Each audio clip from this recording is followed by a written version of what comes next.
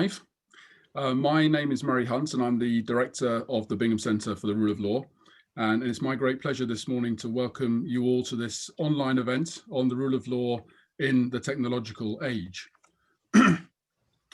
Ladies and gentlemen, the pandemic which we're all living through has been both a magnifier and an accelerator. It's exposed the extent to which inequality is hard-baked into our societies and into our world.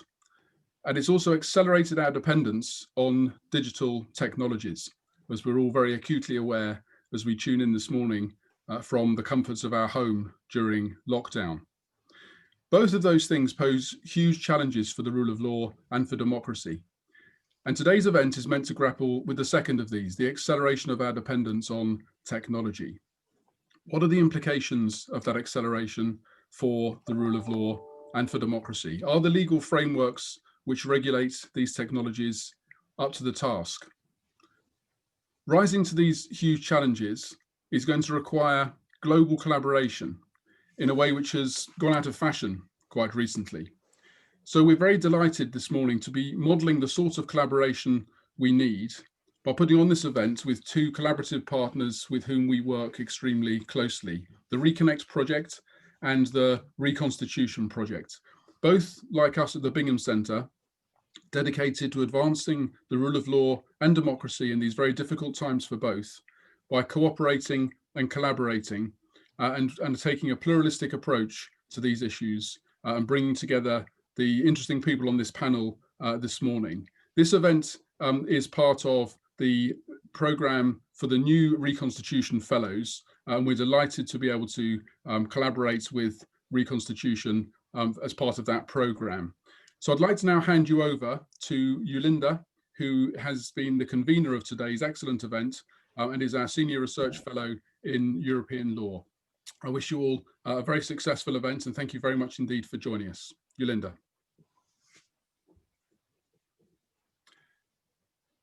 Thank you very much, Mari, and hello, Dorit. Dorit is she's connected from a Reconstitution, so and the fellows are also connected. Thank you everyone for being online. It's already 122 participants until now. I suspect more will join. So as Mari was saying, I'm Yulinda Becirai, Maurice Voll Senior Research Fellow in European Law at the Bingham Centre for the Rule of Law, which is part of the British Institute for International and Comparative Law. My research covers rule of law issues around the world and more recently the rule of law challenges posed by COVID emergency regulations and international trade and development, especially with regard to SDG 16. So it's my pleasure to welcome you again to this joint event with Reconstitution and the Reconnect Horizon 2020 project. Our panel, the panelists are on screen.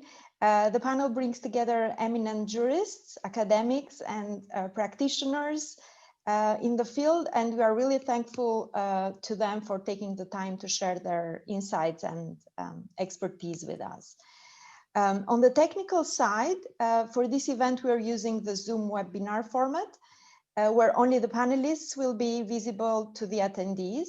So if you have questions that you'd like to raise during the sessions, you are encouraged to do that through the Q&A function.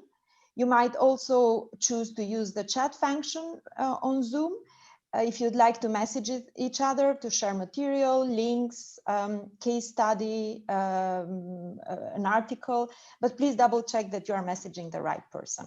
So finally, a few notes of thanks. The fruitful collaboration with Reconstitution and Reconnect has already been mentioned.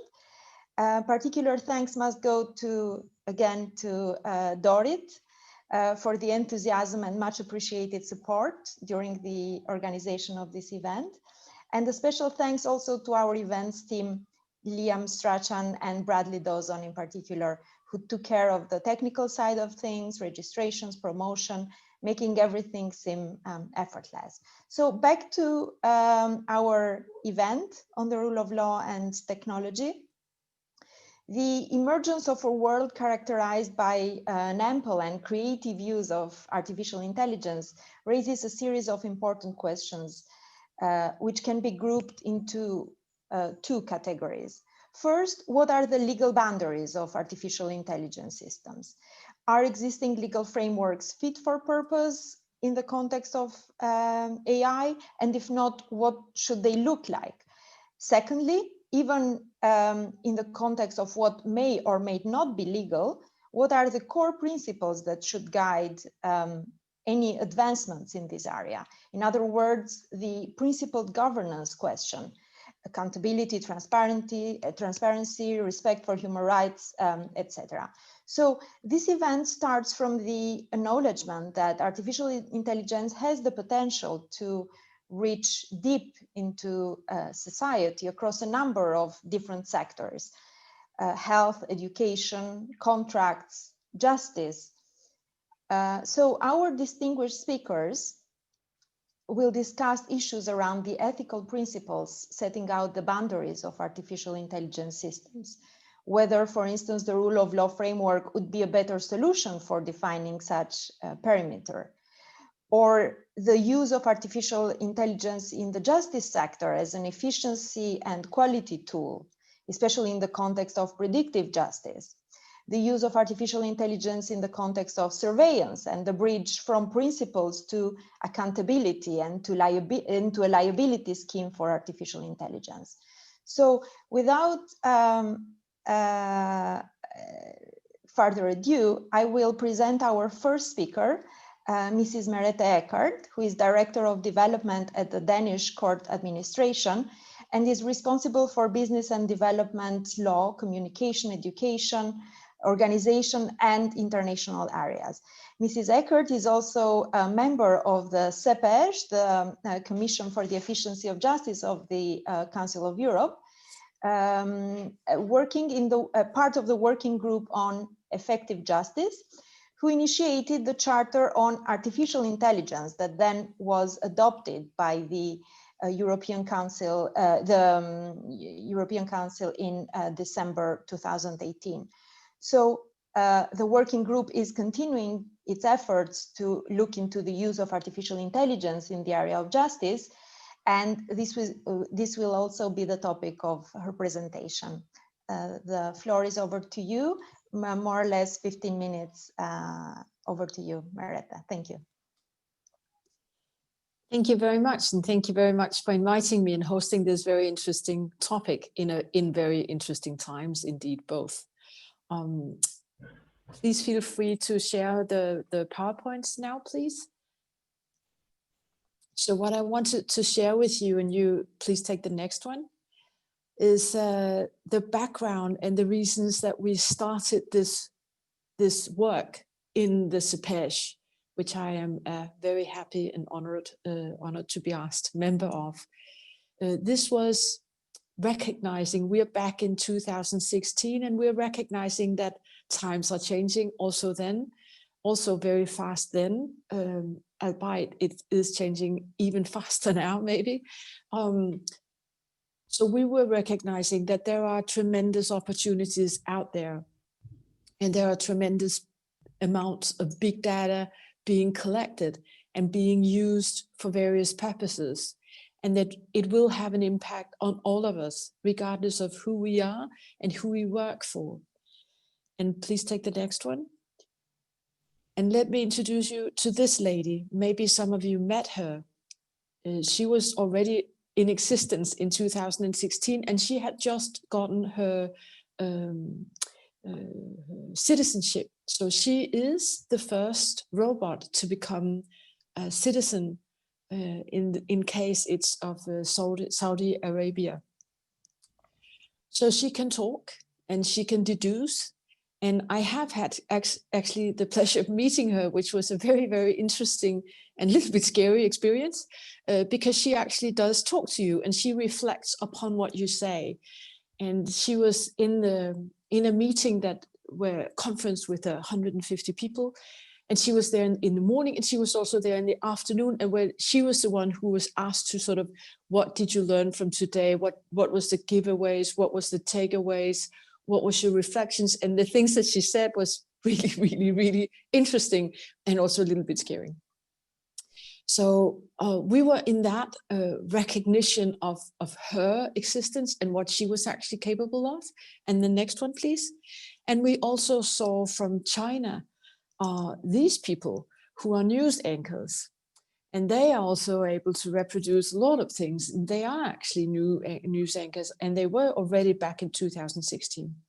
Nowadays, they also have opened 6, and I believe they are in the process of opening 2 more artificial intelligence courts in Beijing and vicinity. So now they have taken it yet further. But at that time, this was as far as they had taken it. So on that sort of ground, please take the next one, we decided that it was time to produce something ethical around the whole surrounding. And it was sort of both because we recognized that we would not be able to produce sort of hard law is what we say in Danish. I don't even know what the English term is, but soft law we could produce. So ethical guidelines we did feel comfortable producing, whereas we did not simply have the knowledge. And we didn't think that the times were ripe at that time to start out with anything more than that. So that's what we set out to do, and that took us 2 years. And like you said, it was finished and decided upon in December of 18, and has been valid ever since. So what we are aiming to do in that charter is to help producing something that could support legal professionals in performing legal research, that could ensure better predictability of court decisions, to support registries' work in court administration, and to inform and advise citizens. That was what we were aiming to do, and that's what we're hoping that we achieved. And the next one, please. So what we did was we started with writing a report that was very, very, very long. And we also had discussions which concluded in 5 principles, not more, but also not less. And that was because we were trying to make a product that was actually able to be read without you having necessity to be a deep scholar and you know, use several days on it. But you should be able to make your orientation around this paper in a fairly little amount of time. So most important of all is that the principle of respect of human rights apply for all the judicial sector, also when using artificial intelligence. And that would seem obvious, but nonetheless, it's the same values. It's taken us quite some time to actually put words into those values, and we're not intending to change the values, but they have to be played out completely different. So in this new setting, they have to play out in a different way than they used to. So access to a judge, just to name one example, is not the same in a world where you actually meet the machine first, as it were before. Right to a fair trial will not be the same now as it was 5 years ago, and it will definitely not be the same 10 years from now. So how do we actually apply those same core values that we like in a new setting? And that's what we are meant to do. And the most fundamental thing for this is to be ethical by design.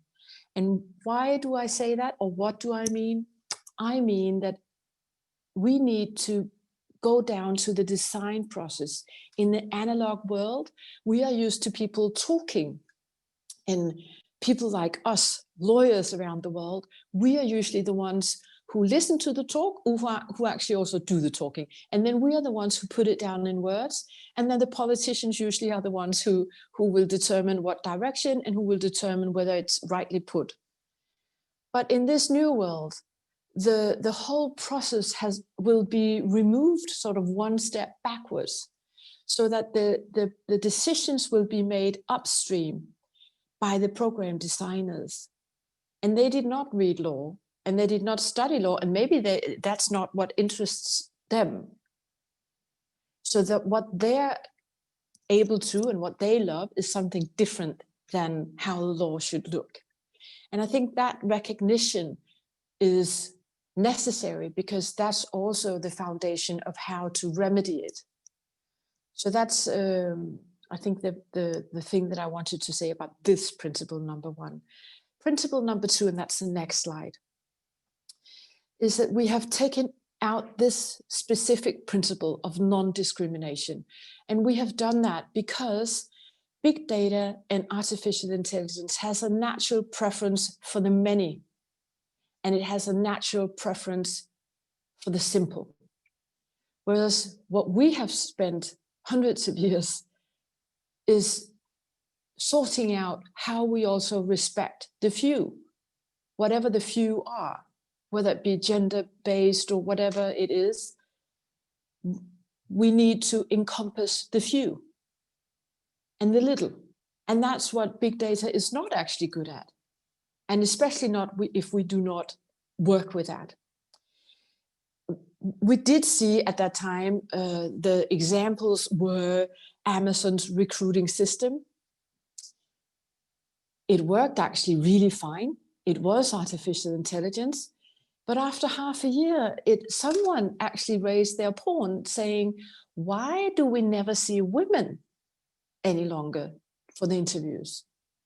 And it turned out that the system downgraded the female applicants. Why? Because that's what it was taught to do on the basic materials that it was brought up with. So at one time, it did show what the actual people were doing, not what they were saying they were doing, not what they were talking about, but what they were actually doing.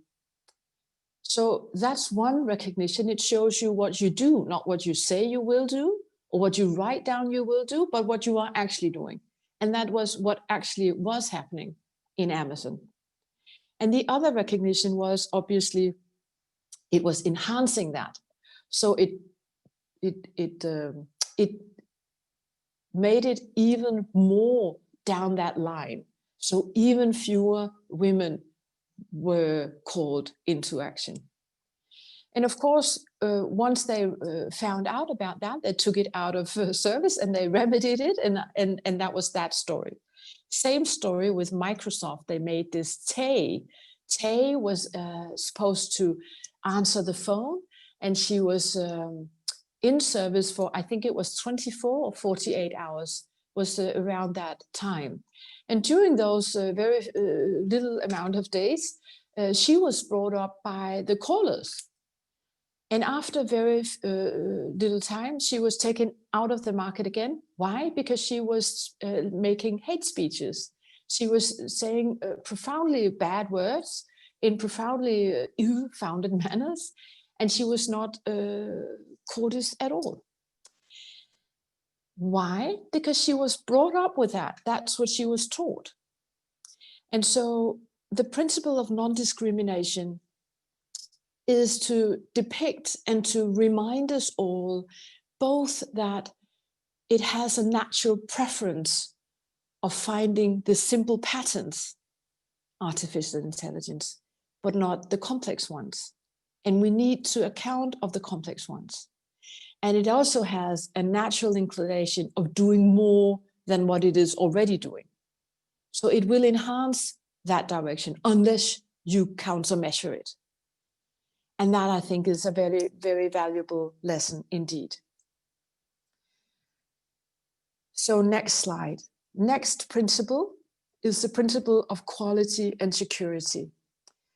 And according to the quality, again, one of the points is here that moving the whole stream one step back to the choices made upstream by the program designers makes us aware, or should make us aware, that we need to combine people who talks the technical language, who talks the language of the program, with the people who talks the language of the law, who are able to learn and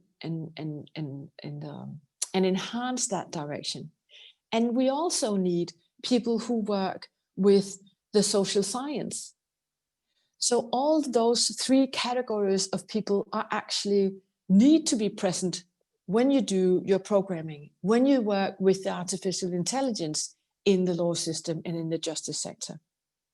So that's the one part of this principle, the principle of quality. The other part has to do with the security. And it's we only have 15 minutes here, so I will just say security is a huge, huge topic, very, very important, because we are in a digital world, in a virtual world. We are very, very vulnerable for attacks, on the private company, on the governmental institutions, on organizations. As private persons, we are very, very vulnerable because we have put everything in there. So that is in my opinion, very, very important topic. And it goes both for the system integrity, who is actually even able to look into that program code and ensure that it's decently programmed, that it's programmed with program methods that are complicable with the things that we know and the things that we want it to know. So I think that's a very interesting topic from that perspective. And it also is an interesting topic from the intangibility perspective. I will say nothing more about it now, but just move on to principle number 4, which has to do with transparency, impartiality, and intellectual integrity. And some of this may be obvious. The principle of transparency applies to the whole design, to the operating chain, to the processes that has been made, and to the quality and selectivity of the data indirectly, how it influences the learning processes.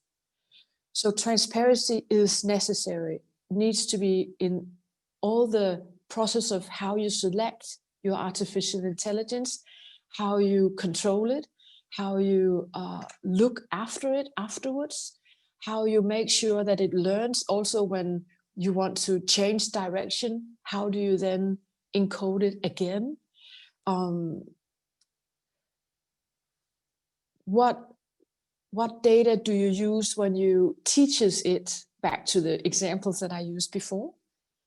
The impartiality, I will not say anything specific about that, but it goes without saying that if it is biased from the start, from the outset, that is not a good thing, and it will be prolonged.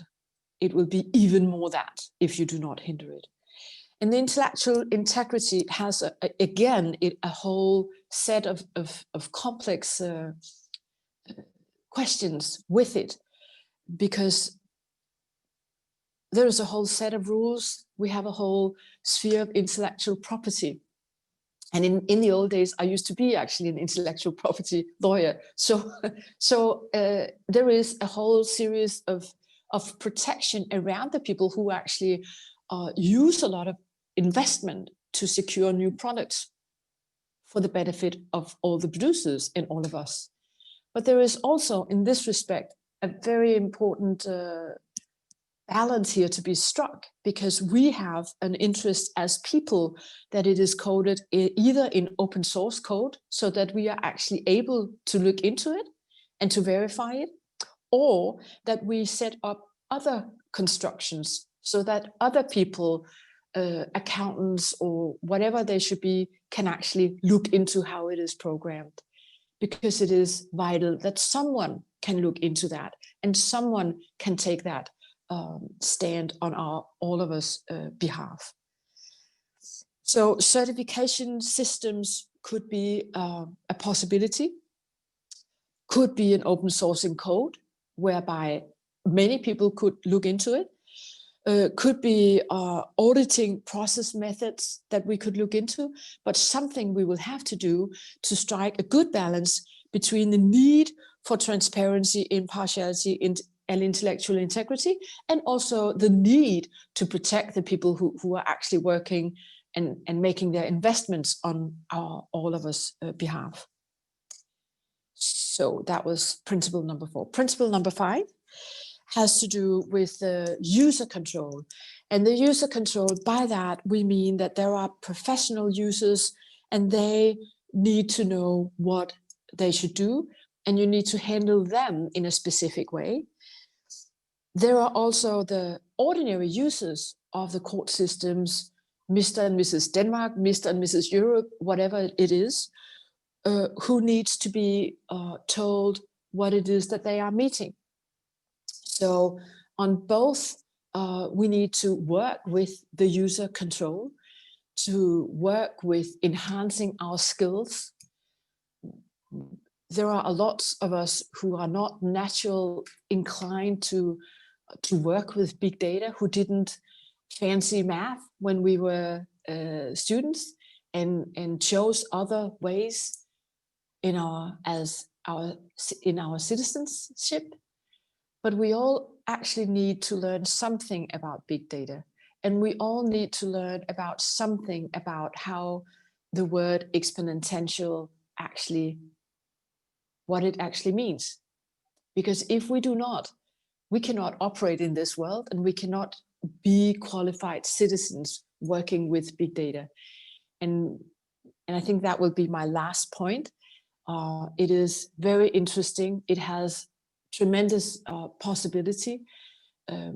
We in the CEPAGE regime are all for artificial intelligence, but we are also very, very concerned that we are qualified, and we do qualify ourselves as citizens, as professionals, users, and as the ones who require systems to be made for us, that we are able to do it in a way that is compliant with our core values. Thank you very much. Thank you very much, Merethe, for explaining, talking us through the core principles, ethical principles of this artificial intelligence charter that was developed in the context of the Council of Europe. As you mentioned, principles, so a soft law instrument, but then the other speakers might also address the bridge, the passage from principles into rules for states. But our next speaker, Honorable Dori Reiling, she was a senior judge of the Amsterdam District Court until she retired in 2018. She was formerly a senior judicial reform specialist at the World Bank and IT program manager for the Netherlands judiciary, where she was actively involved in designing and building digital procedures for the civil courts in the Netherlands. She regularly lectures on court IT and artificial intelligence, and works on IT judiciaries around the world, and is an expert in this field, including for the CEPAGE, the Netherlands Parliament, UNODC, Amnesty, and the EU High-Level Expert Group on Artificial Intelligence.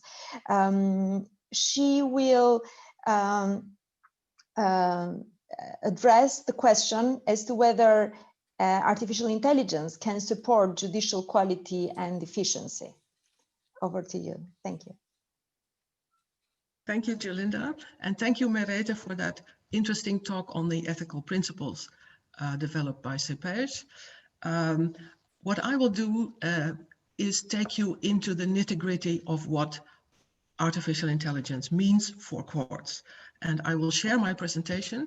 A technical note, I usually do PowerPoints with lots of exciting animations and things like that, but for the purpose of this Zoom meeting, I have made a PDF of my presentation, which is not as exciting, but it's more effective to work with in this context. So I will share my second screen, and you should be able to see that. And I actually have it on my second screen. Let me know if this works. Do you see the first page of my presentation? Yes, it works. Yes. Okay, good. the question that the organizers put to me was, can AI support judicial quality and efficiency? Now here you see some of my vital statistics and my avatar on the left, but let's dive in. That means I have to, yeah. I'd like to start by talking a little bit about AI in court practice. What do courts actually do? And then, of course, my second topic has to be predictive, so-called justice, because there is no such thing as predictive justice, as you will find out.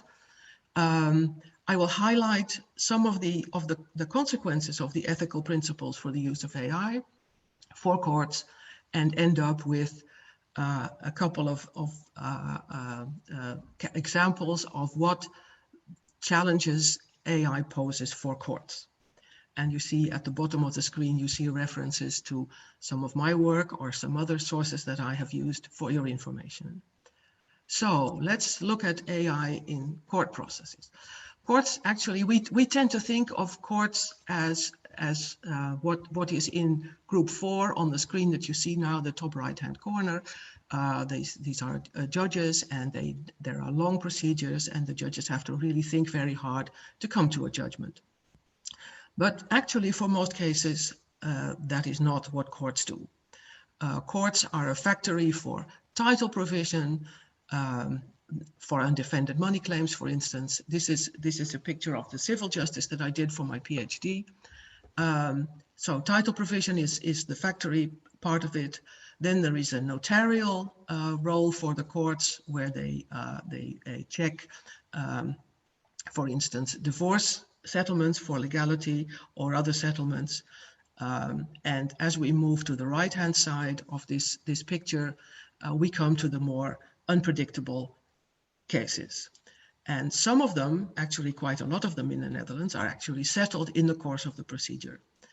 And only group 4 is the only group that really needs the intellectual heavy lifting that we tend to associate with what courts do. So courts have different processes, and it's good to keep that in mind, because those processes also require different kinds of information technology.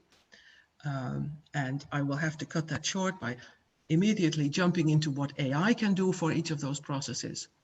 And let me say this, I tend to look for proven technology. I don't go for a sales talk about technology that will solve all your problems, because I don't believe in it. So I look for technology that is already proving it can do something that is useful for courts. And the first thing that comes to mind is it can structure information. E-discovery tools in the US are an accepted methodology for discovery procedures, and that is something that really works. There's no time to explain how it works, but that is something that can be useful for courts in structuring large amounts of information. Now, if we go to the bottom of my schedule, there are some signs that AI may be able to support a solution explorer, maybe. But at the moment, there is no proven technology yet that I have seen, and that may just be because I haven't seen it, a solution explorer that will be useful for parties who have to decide whether they will go to court, or if they go to court, how they play out their case. A little more on the solution explorer in the next slide. And in the top right-hand corner, for the intellectual heavy lifting, it may be that AI can help with research. Here, we also have to realize that what we now call AI is something that we still find quite sophisticated. But 20 years ago or 15 years ago, we thought that simple search tools were kind of artificial intelligence. So our understanding of what is actually artificial intelligence also moves with the time and with the development of technology. The bottom right-hand corner says maybe AI can make predictions. So we'll coming back to the predictions a little later. The picture you see here is from a court that I'm familiar with, the tribunal in Vancouver in Canada, where they are that it's a completely digital court, and they have a solution explorer that is now still populated by information that is input there by humans, but they are thinking about using AI for their solution explorer. And what they think they can do, this tool already has free public legal information, it has guided pathways, interactive questions and answers, preparation for a process, and they update the content, but that still has to be done by humans. And in the next slide, we see what they are thinking of being able to do in a little while. It's to, instead of human technology, use chatbot technology that is more intelligent and can actually react to what people are asking. Voice recognition, we tend to also be fairly familiar with that, but that is a form of artificial intelligence. Content translation, which is very helpful in multi-language cultural settings, and forecasting possible outcomes. And you see I use the word forecasting here, which brings us to so-called predictive so-called justice. Now, it's good to remember that unpredictable court case outcomes are a risk for the parties, but they are also, in general, a risk for society and for the economy, because parties have to secure possible outcomes, and if they can be, the outcomes can be less unpredictable, more predictable, that is a great help. So there is a market for predicting outcomes. In the former slide I said forecasting. Actually predicting is more like a weather forecast. You know, I live in a very rainy country, and sometimes the clouds do what the forecast tells you, but sometimes they don't. So there is an uncertainty.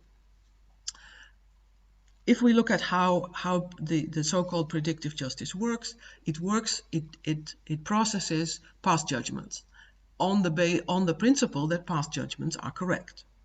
Now, if you have a collection with all judgments from all courts in a national judicial system, there are bound to be judgments that are not legally correct, simply because they may not have been correct, but nobody saw a reason to appeal them. So this is an issue.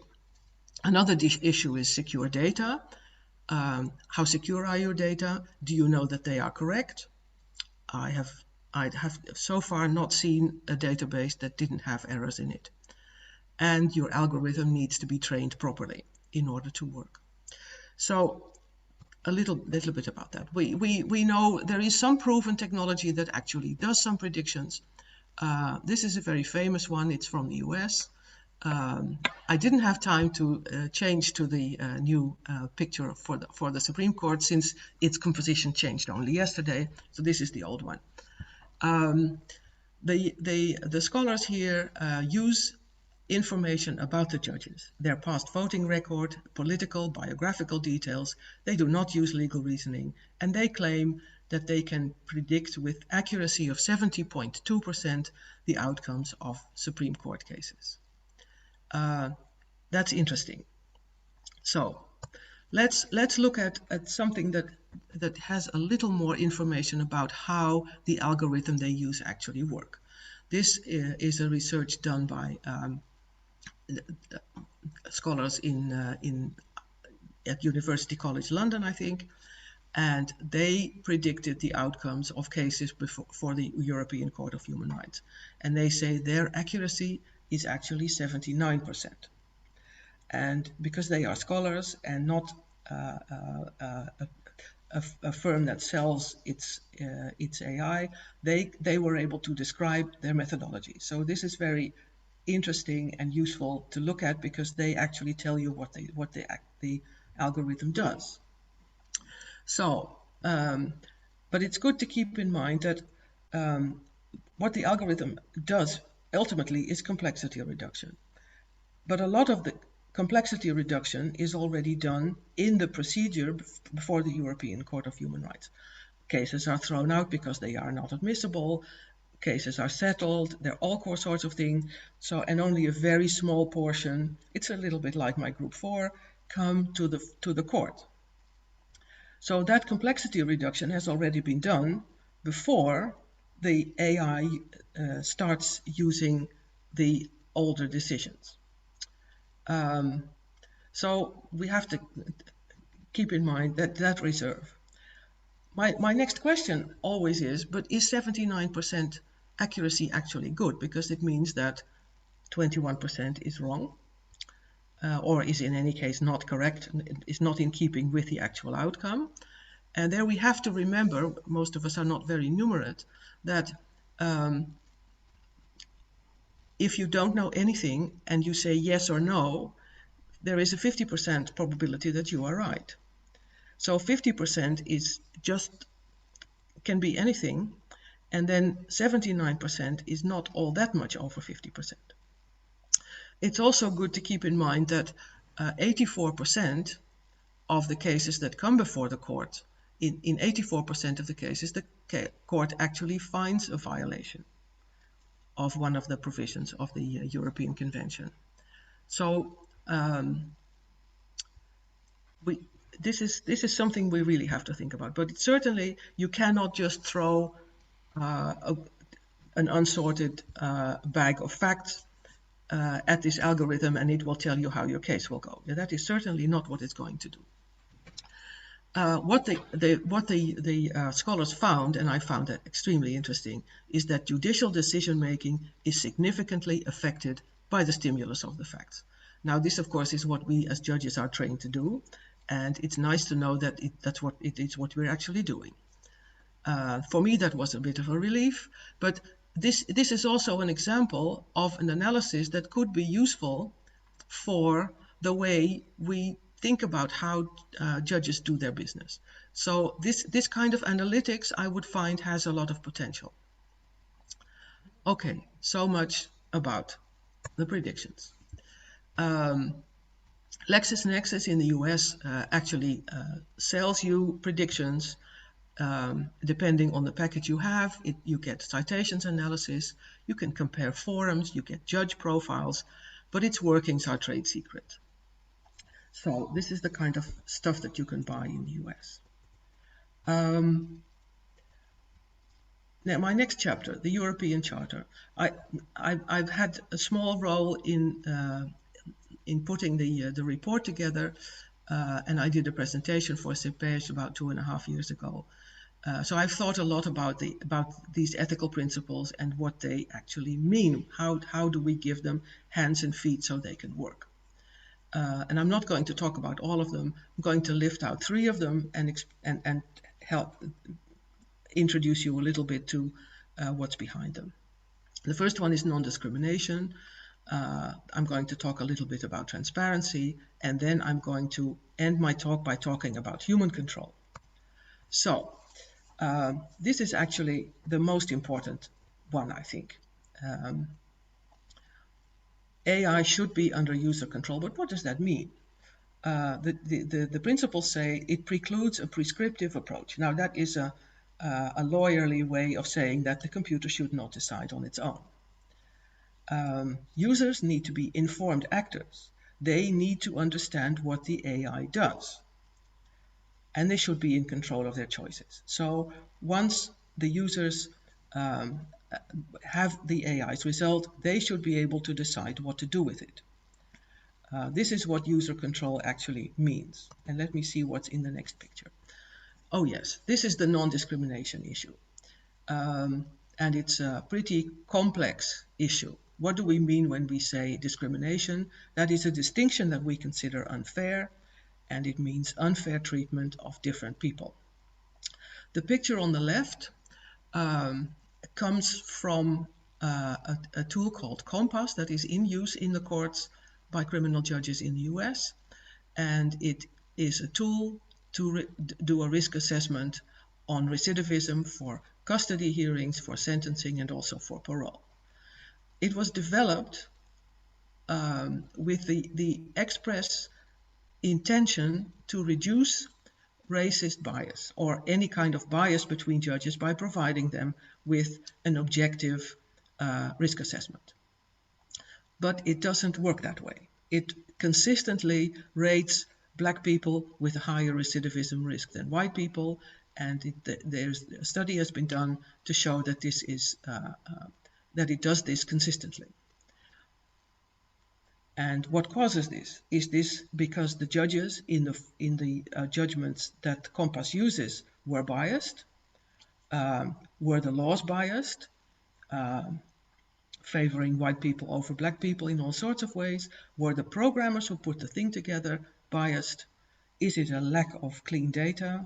Is it bad algorithms? That any of these things could be the cause for this effect.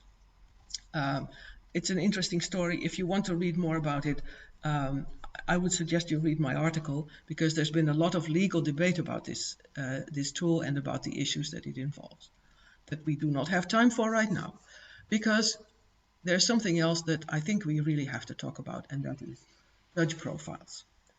LexisNexis sells judge profiles if you pay them enough.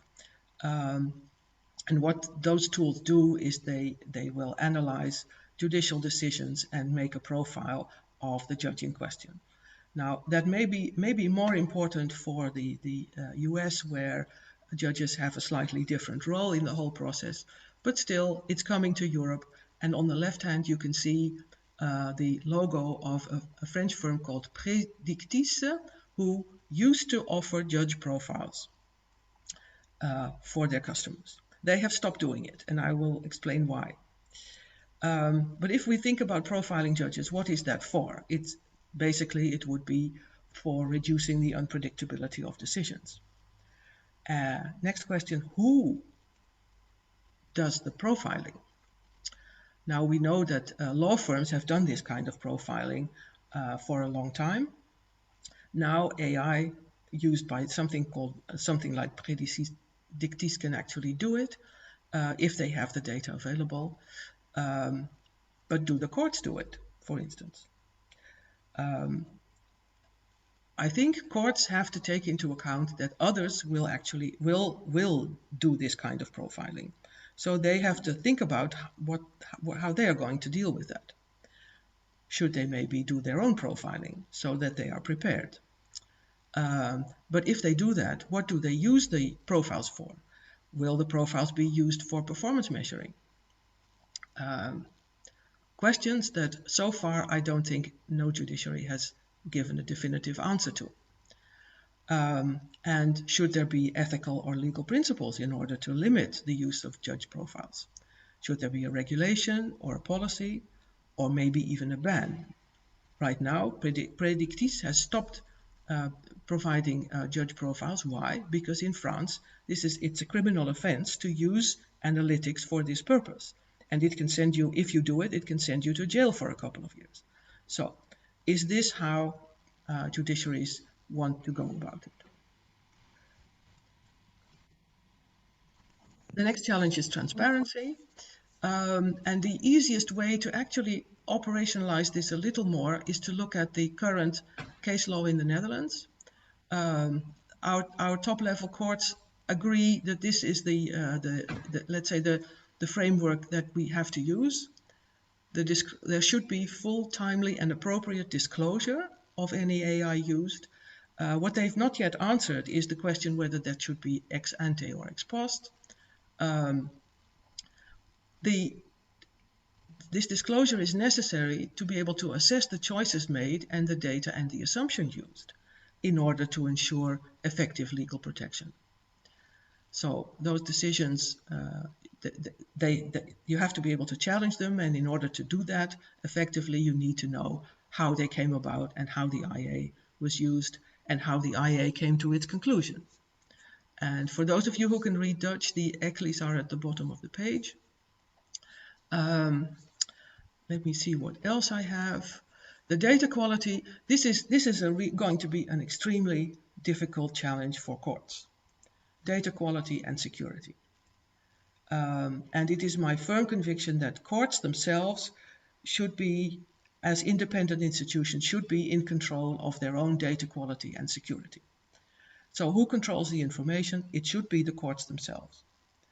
And for processing judicial decisions and data, they should use certified sources and intangible data. And it's the court system's responsibility to make sure that publishing judicial decisions and data is made in a way that is certified and secure. The models to be conceived in a multidisciplinary manner. In the Netherlands, we're moving towards multidisciplinary teams for in-house development of our systems. And that's one of the things I've done in the last years of my career, and I can recommend that as a way of making good quality software that is actually controlled by the judiciary itself. Dori, please, 30 seconds. Okay, I think I'm getting near the end. The security of the technological environment is also the judiciary's own responsibility, and I'm not sure at all that judiciaries are ready to take up that responsibility. Let me see, what more do I have? Oh yeah, this is actually, we have to keep in mind that the courts are in an enormous change, and we can see that they're all struggling with it. The IT used to be a tool that you use and you put it back, but it's now becoming an environment, and this is an extremely difficult transition for the courts to make. So this is what the courts are sometimes feeling when they have to figure out how to, let's say, make their entry into the new world. And this is actually my final slide. Thank you very much for this very detailed examples of how artificial intelligence can be used in courts. A lot of the principles that both you and Merete mentioned, respect for fundamental rights, transparency, non-discrimination, accountability, remind of components of the rule of law. So the next speaker, Professor Mark Findlay, who is a professor of law at Singapore Management University and director of its Center for Artificial Intelligence and Data Governance, is going to speak, is the rule of law, legitimacy, and effective COVID-19 control technologies. So the application of artificial intelligence technologies in the context of surveillance and in relation to health security. Professor Mark Findlay, he has also honorary chairs at the Australian National University, the University of Edinburgh, the University of New South Wales, and he's also a honorary senior research fellow at the British Institute for International and Comparative Law. He has published extensively. He's author of 29 monographs and a collection of over 150 refereed articles and book chapters. And the floor over to you, Mark. Thanks. Thanks, Linda. Whenever anybody ever goes through my CV, I get exhausted. So let me focus on a couple of quick things that were raised by the last two speakers, and then I'll get on to very briefly talking about AI and the applications that have occurred in relation to COVID and the issues that they raise in relation to ethics and ethical design. It's very clear that the introduction of AI into legal service delivery and judicial practice has been driven by three things: efficiency, speed, and profit. And unfortunately, in many situations, it hasn't been driven by access to justice. And that's because there has been a coalition between the big IT providers, the big tech companies, and judicial and legal administration, which has to some extent left legal professionals and legal academics a little behind the game. Although legal academics have been catching up with an interest in computational law, but that interest in many respects is perhaps again driven by concerns about the introduction of AI as a technology rather than concerns about the introduction of AI and the way in which it fits with the rule of law. I was just interested with the first speaker mentioning the introduction of AI into judicial decision making in China. That's interesting too, because it's largely driven by the fact that the Chinese community and the Chinese political administration don't trust judges. And they're trying to remove human error and to some extent corruption in the Chinese judicial system by introducing AI. And I think that that's most probably something which is an overstatement and perhaps a sad reflection on the attitude that the Chinese have to the operation of law. One quick thing is that as I deal with AI professionals daily, AI professionals are not clear in many ways about the complexity of law.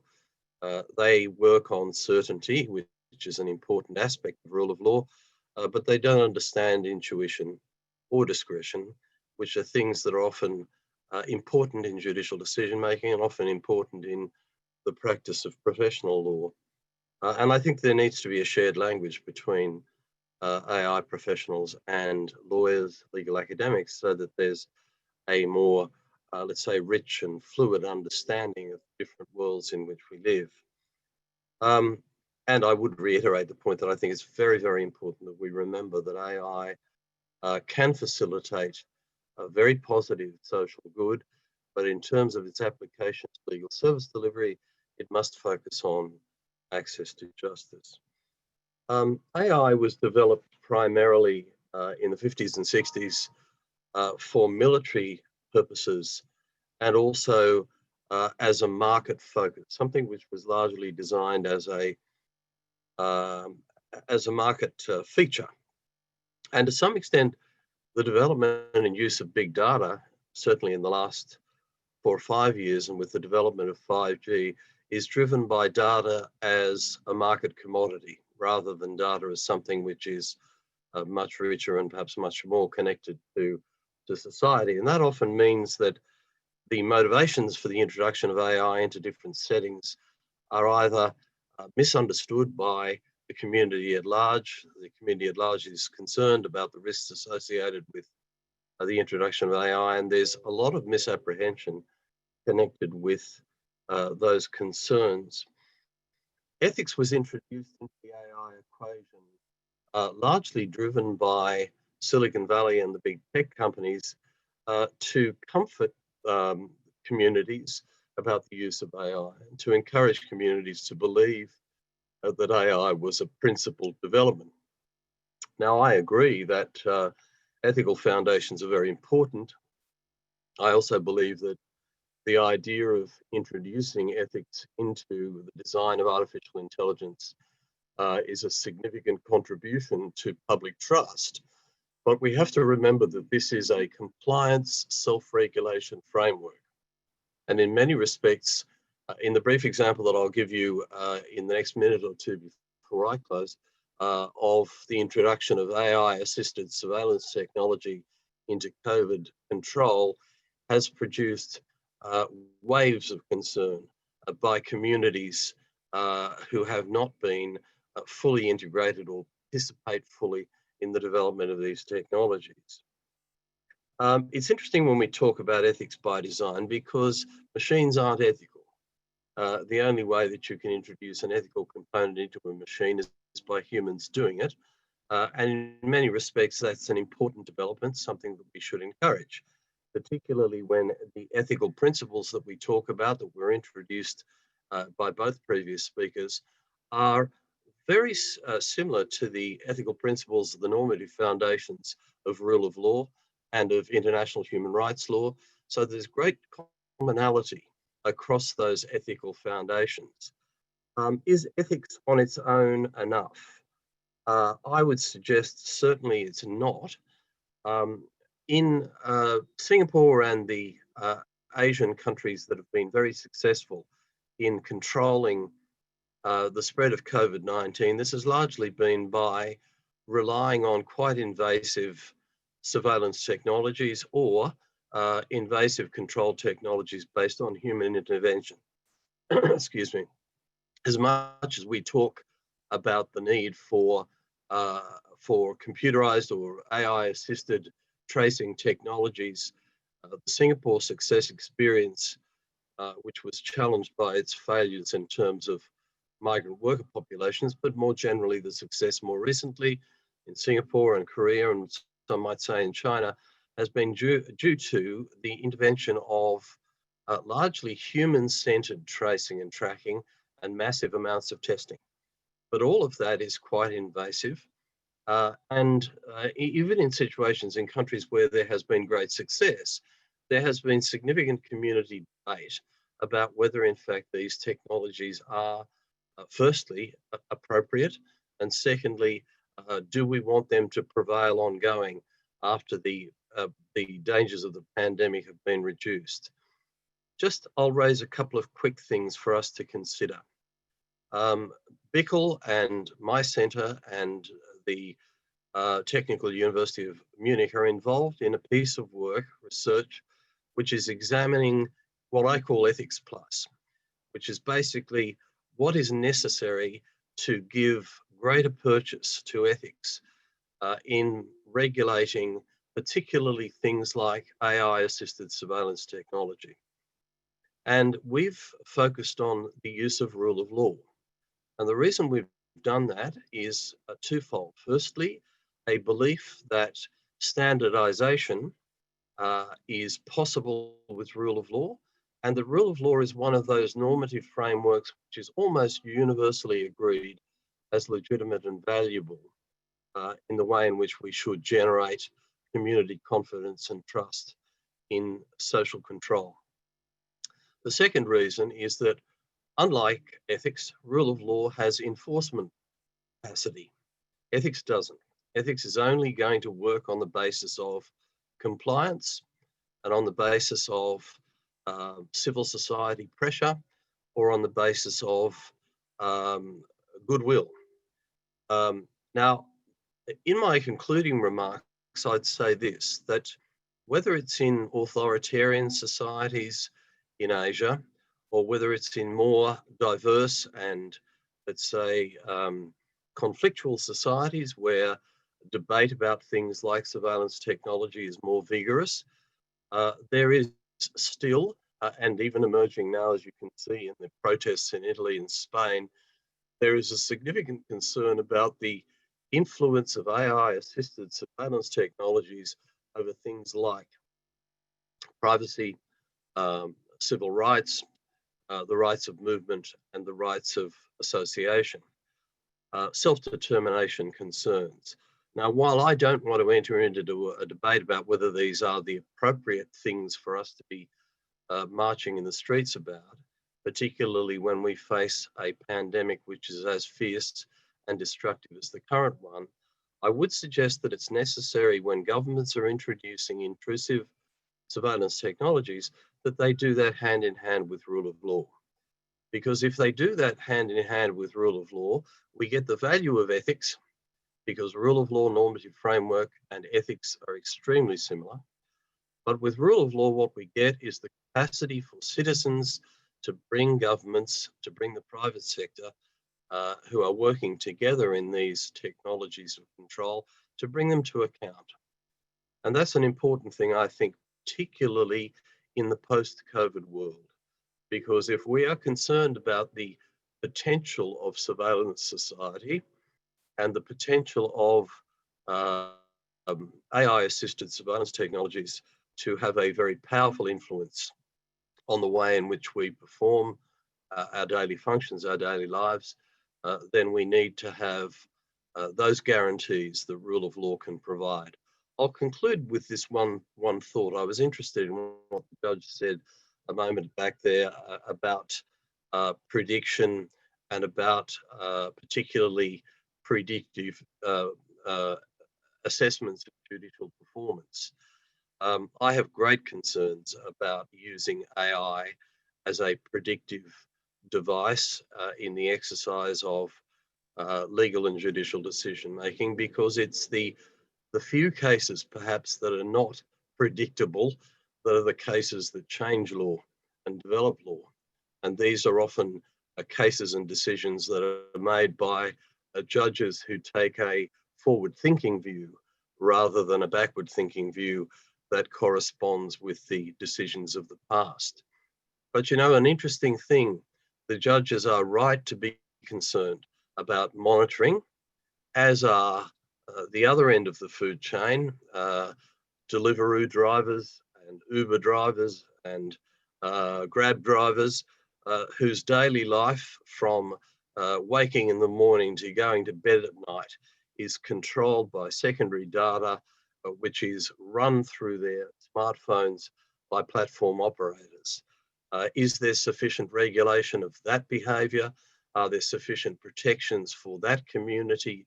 Are there sufficient concerns amongst us as consumers that these people should be protected, even if they are in the lower echelons of workplace pyramids? I would say absolutely. And that's where rule of law is such an important component. It should apply to the Chief Justice as well as it should apply to the Deliveroo driver. And I think we need to be very concerned about the extent to which particularly secondary data is being used and marketised at all levels of our life, whether it's from judicial decision making down to private hire vehicles and food delivery. Thanks for the opportunity, Jalinda.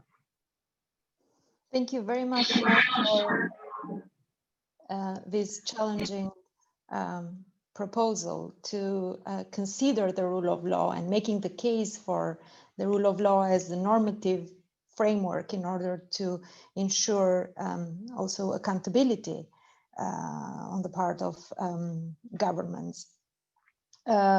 Our next, and this is a very good link with the next speaker, Dr. Tatiana Evas. She's a policy analyst. She was a policy analyst until recently in the European Parliamentary Research Service, and she's associate professor of EU and comparative law, currently on leave at Tallinn University of Technology.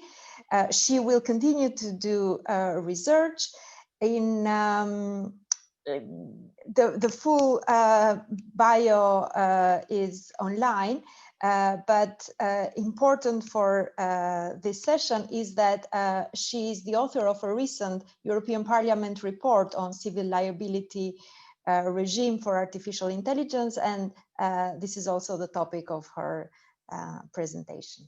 Thank you.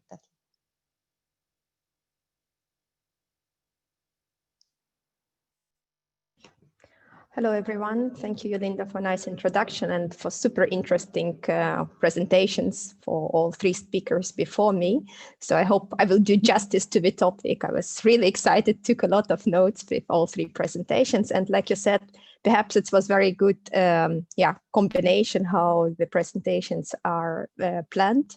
So Merit and Dori spoke a lot about this exactly normative framework and why, you know, what and how the principles we need to regulate. And Mark now briefly discussed the that ethics alone is not enough, you know, and the driving forces behind AI. So my presentation was initially supposed to focus on liability only, but I think in light of what we discussed previously, I will reflect a bit broadly. And in my next 10 minutes, I hope to be brief. I will just probably focus, and as you see, I start my presentation from middle of my initial thoughts, because I will skip this necessity and the importance of kind of regulation of AI and looking at this topic, because I think three speakers before me quite well explained it. So I will rather focus on the current European Union initiatives in the area and try to explain what is the kind of substantive scope, what we would like to cover at the EU, what is currently at the table. So basically the question I would try to highlight is how from European Union perspective we try to translate the rule of law principles into practice. Which is of course not easy, and Mark has very correctly, and I agree fully, described that ethics provides a normative framework. In itself, ethics you cannot translate into exact rules, you know, strictly speaking. That's why perhaps rule of law concept is better suited to be kind of more enforceable. And in terms of maybe just a short summary in terms of drivers, just very quickly, why we need to give attention. So first of all, what Mark also said is this kind of market size or benefits that AI can bring to us. And we see a lot of market analysis that it's still predictive, so we don't know exactly how the market will develop, but still the exponential growth in these new technologies which use AI is really kind of breathtaking. At the same time, we know that this AI can be used for good and for bad, so we have a lot of risks, and kind of we need to find the mechanisms to control these risks. So the AI is used for good and not to harm. And another third element also mentioned by Mark, and I think it's very, very important, and we put a lot of attention to this, at least I kind of looked on it quite in detail, is this proliferation of private initiatives to control this kind of, or explain what is good for public. So in itself, of course, proliferation of private initiatives is a welcome kind of step, but it should not be kind of ethics washing or principle washing. Yeah. So in that sense, we need to make sure that the public interest as defined by private global corporations doesn't undermine the fundamental principles and values. And the fourth thing, which also was discussed quite intensively, is this uncertainty, what we have now in the legal framework. On one hand, we know that we have fundamental right principles, and we have rule of law principles, and we have ethical values in constitutional provisions and European Union law and Council of Europe provisions. But what do we do with this? Yeah, and also empirical evidence show that if you ask developers of AI, they all say yes, ethics is important, but we don't really know how to apply it, you know, in our daily-to-day business, which is actually very important because that's the next step. Yeah, it's very good to have these principles, but what do we do next? And basically, the question is whether and how to regulate. Then, as you see on this slide, could be, at least in my opinion, summarized as in three main instruments we can approach it. We could let the industry self-regulate with important questions. We could apply soft laws or guidelines, declarations, or we could potentially move to legislation. And so now at the European Union level, at least, we are moving from this kind of soft law approach, guidelines, towards the legislation. And I show you in next slides what is now currently in discussion. I will skip this. So basically at the EU level, I will be very short on this. We have three main, of course, institutions, and European Parliament started to work on the issues related to AI already from spring 2015. There was an expert group which looked at the different aspects of robotics and AI. And this resulted in the resolution adopted by European Parliament in 2017 on civil law rules on robotics. And it was very, very broad resolution. It covered issues related to ethics and liability and governance framework and ethical charter also for. So it was really broad, and for that reason it was good and bad. It was also criticized for being overly broad, but I think at the time that was, in my opinion, correct approach, because it's still something new for our societies. So this resolution at that time was something like to map the existing applications and, let's say, risks, and pinpoint the issues which should receive more attention. So to fast forward, just a few days ago, on 20th of October, European Parliament adopted two resolutions. And this is a special type of resolution, which is called legislative own initiative report, which means that that's not just, it's kind of more heavyweight than just normal resolution of a parliament, in the sense that in this resolution, the Parliament calls on the European Commission to adopt legislative action. And there are two important resolutions in this context connected to our discussion. So one report or resolution on civil liability regime for AI, and another one is on ethical framework for artificial intelligence. So this was just currently adopted, and I will in the next slide, tell you briefly what is covered in these two resolutions, because I think that's would be more interesting to see how we are translating these general frameworks into specific obligations. So yeah, I'm looking at the time, but I have to be very quick. So basically, on the resolution related to ethical aspects, the resolution has three main clusters, I would say, of issues it covers.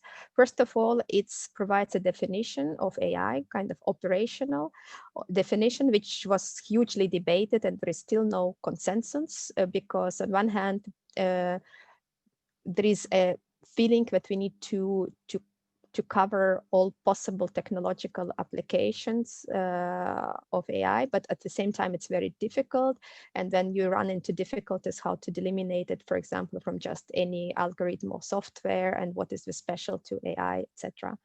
But now this resolution provides very broad, but still definition of AI, and also calls for extraterritorial application of this resolution. So scope, so it tries to define scope of in substantive definition of what AI, but also territorial application.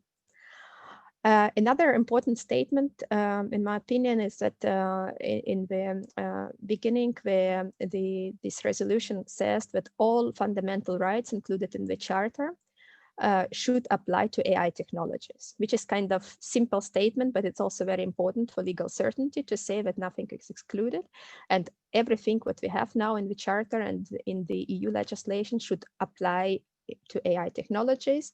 And in that sense, specifically, the provision highlights the human dignity, autonomy, and safety as kind of very important for this consideration, but does not include anything that is in the Charter. Then the Parliament adopts a risk-based approach, and it says, okay, we don't need to regulate everything, because there is a huge debate how to regulate but not to stagnate innovation. So the decision is to have two kind of fold approach. So like I said, first is to mention that all fundamental rights apply to all technologies, but more specific obligations apply only to high-risk technologies. Determination of high risk was also and still is very debatable question. So in this resolution, the suggestion to use three kind of fold determinations. So use of technology, sector where it's applied, and severity of possible injury. And this high-risk applications or sectors should be included in the amendable list, so in delegated legislation, which should be kind of flexible to amendment by relevant expert groups.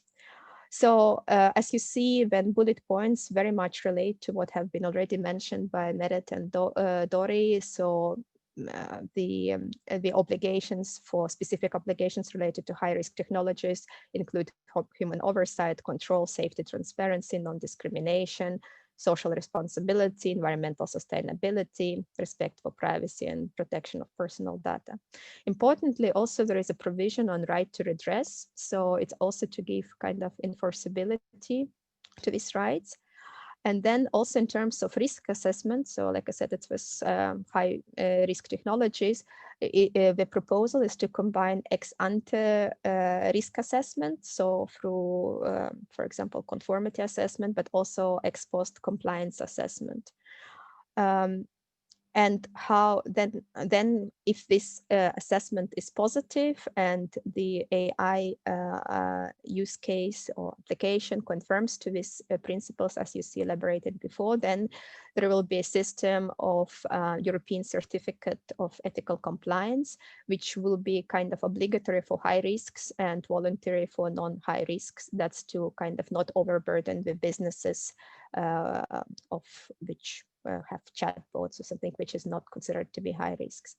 In addition, also to give kind of a tooth to all this system, there is a provisions on institutional oversight, which will be a combination of member states and EU. So EU will play kind of coordinating role, and the institutional oversight will build on already existing supervisory authorities, which will be designed by member states. So for example, equality bodies or product safety, bodies responsible for product safety, etc. So this is very shortly on ethical framework. And the second piece of legislation, and I just very quickly say on liability. So on liability, also two set of rules, one related to high risk, and for high risk AI systems, there is a strict liability on operator. And I think it relates to the question which was asked in Q&A, like who should be liable. So, so now there is still no legal personality of AI system or robot. So the liability will be imposed on operator. And for all other AI systems which don't qualify as a high risk, then it will be standard fault-based liability. And then there are also provisions related to appointment of liability, so related to negligence and compensation and to joint and several liability.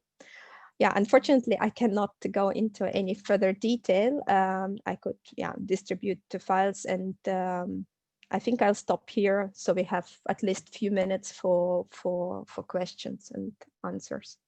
And maybe just the last word that this now the resolutions have been adopted by plenary in the European Parliament, and now European Commission is working on proposing the legislation at the EU level, and this legislation is expected to come in the first quarter of 2021. And it also would have two legislative acts. So one will relate to horizontal framework, and there is actually something which goes also into the market direction. It will be not called ethical framework, but rather there is a decision to call it AI horizontal framework, which will be kind of broader, encompassing rules related to safety and fundamental rights. And another piece of legislation will specifically target issues of liability. Thank you. Thank you so much to all the speakers and for building up gradually the different arguments, points of view, the developments, and most recently with your presentation, Tatiana, of building the bridge between the principled framework to a proposal, or at least it's already adopted, right? A legislative, normative, binding framework for regulating, which of course, as you said, captures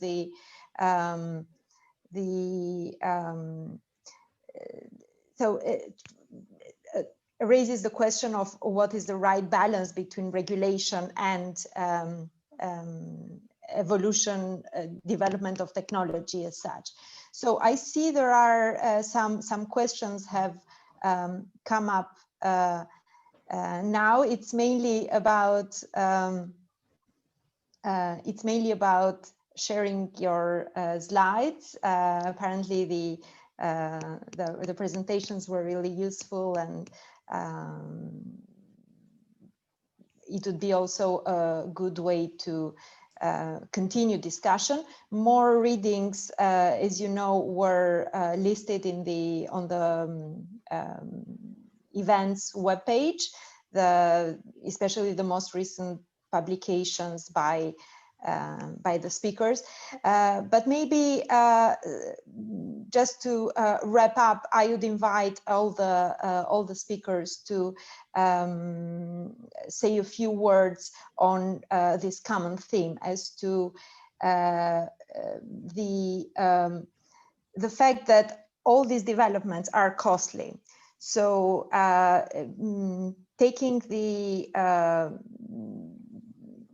continuing on the point that Tatiana lastly mentioned about a regime for a liability regime, about the enforceability of these rules, etc.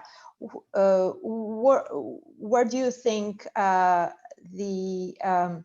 balance as to costs should stay. So is it borne by the, should it be borne by the state, by governments, or by industries themselves who have an interest in producing the technology as such? Citizens, if you could say a few words on this around the panel, and I will see whether there are more questions on the Q&A panel. Thank you.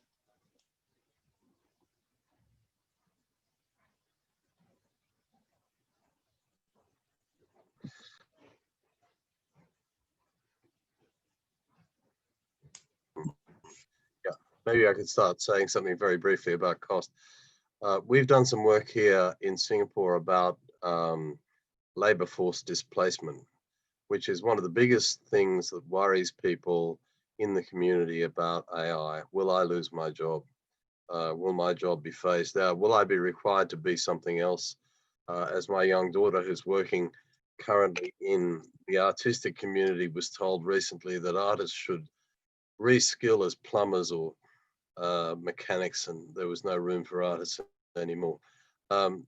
If in fact we have a world where AI does require major shifts in our attitude to our working lives, then this is done primarily for someone's profit.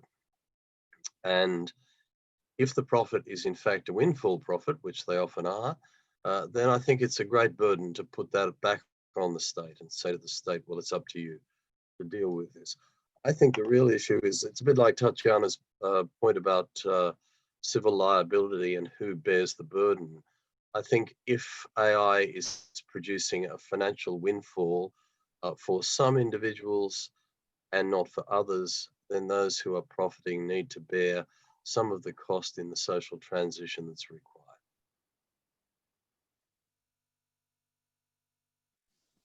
In the meantime, oh, sorry, Marita, please go ahead.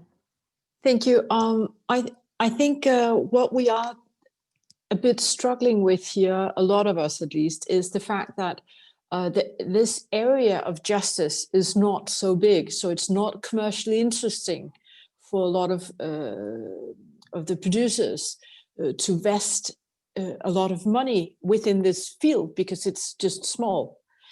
And that combined with, now I come obviously from Denmark, so that's a very, very small language area. That doesn't help the situation. So I think that that is a challenge, because I do agree that usually when people invest a lot of money, it's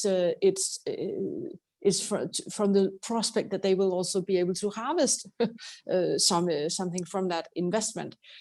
So I do think that that is a risk. And I also therefore think that it is a governmental issue of how this should be handled, where it is a combination of small area and little languages, because the natural inclination will not be big enough to secure that everything is handled the way it should be. And on the other hand, this is one of the fundamentals of our democracy, so we cannot just let it go.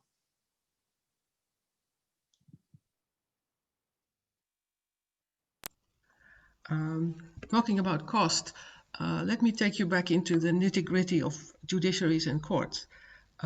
They are funded to process cases. So they are production organizations, and they are organized for this production. Now, if they're going to make more use of technology, or if they have to do more innovation, or invest more into data security and all that kind of thing, they should be able to bear the cost and also decide as independent institutions for themselves how they want to do that. And most judiciaries I know now depend on ministries of justice for their funding, who are at the moment hard put because government funding is hard to come by. But it's a real issue for courts to be able to actually finance what is needed to make proper use of artificial intelligence or automated decision making, or what you want to call it. This is a serious problem.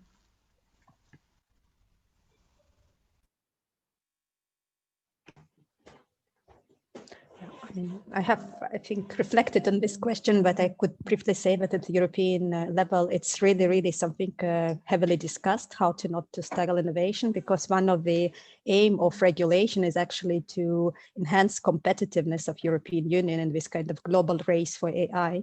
And what always, like as a political message on EU level comes, but we don't want to be like China, which regulates and controls everything, but we also don't want to be Wild West of US, you know, so to say, where everything goes. So we try to find this middle way. And if I would have to give 3 keywords, we try to be proportionate, also like in risk distribution, in the sense that that's this why we have this risk-based approach, and we try to build a gradation between high and low risks. So because we try to connect the level and the costs and obligations of ex ante ex post depending on the risk level of use case of AI. This of course is related to costs. So if it's you know, something a small, you know, AI for fun, you know, some kind of bot, then of course the compliance cost should not be the same as for huge you know, AI application which is used for recruitment, etc. Yeah. So this is kind of a cost control mechanism to have this risk-based and proportionate approach. That's why the definition of AI and the scope of application is very important. So this is something very much, yeah, in the heart of discussions. This actually connects very well to some of the questions that were raised in the Q&A, and basically the relationship between costs and then the benefits from that artificial intelligence offers, but also some of the limits, because one of the questions addresses the issue that was discussed both by Dr. Reiling and Professor Findlay about the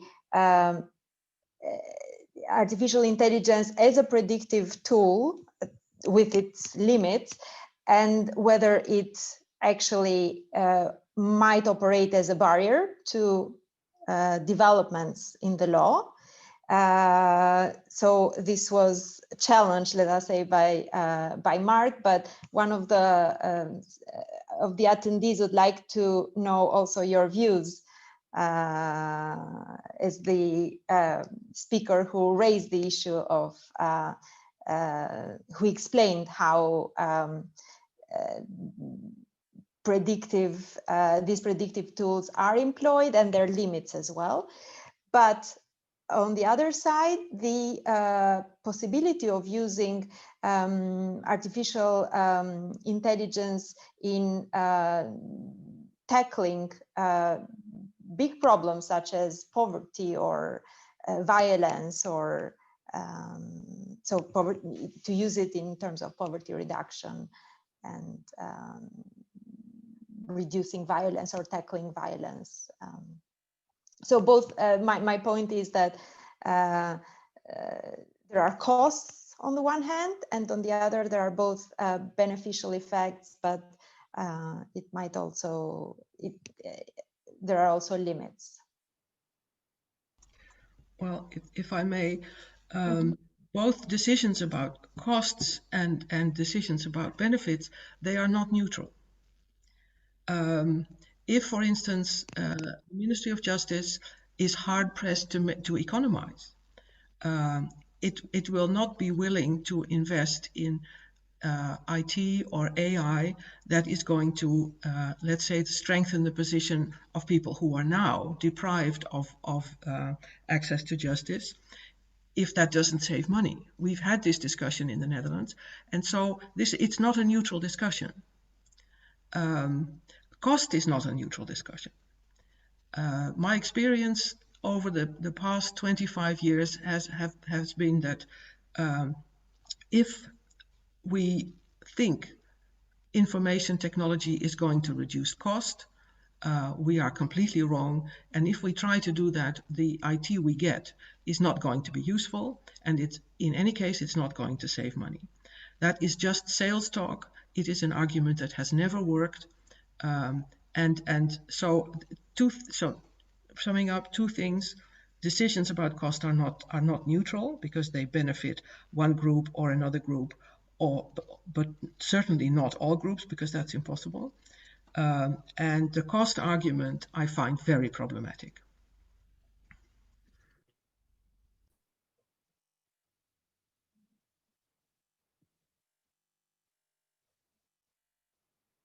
Mark, you are muted. Yeah, Okay. I was just going to say, could I come in straight after what the judge just said there?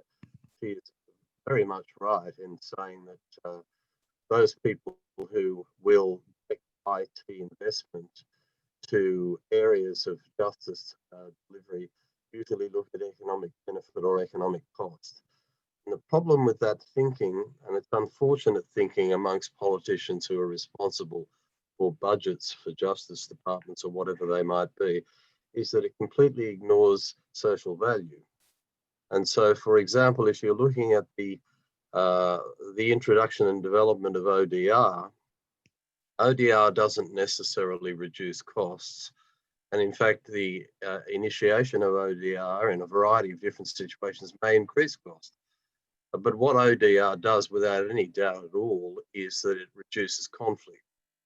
And in reducing conflict, particularly amongst mundane disputes, low-level disputes, disputes that are at the commencement, say, of matrimonial problems and consumer concerns, the neutralizing of conflict at early stages is something that ODR does very well, and therefore AI-assisted technology is useful. Does it reduce financial cost? No.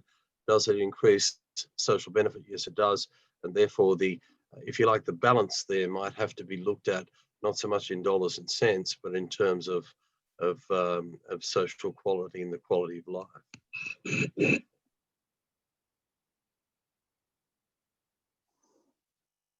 Yes, so thank you very much for the excellent presentations, the lively discussion.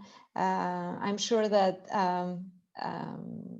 the fellows of the fellowship program of Reconstitution will continue discussing this in their program who has just started. But let me thank again all the speakers for sharing their expertise, their time in this very topical event. So thank you also on behalf of the Bingham Center for the Rule of Law, Reconstitution and the Reconnect project.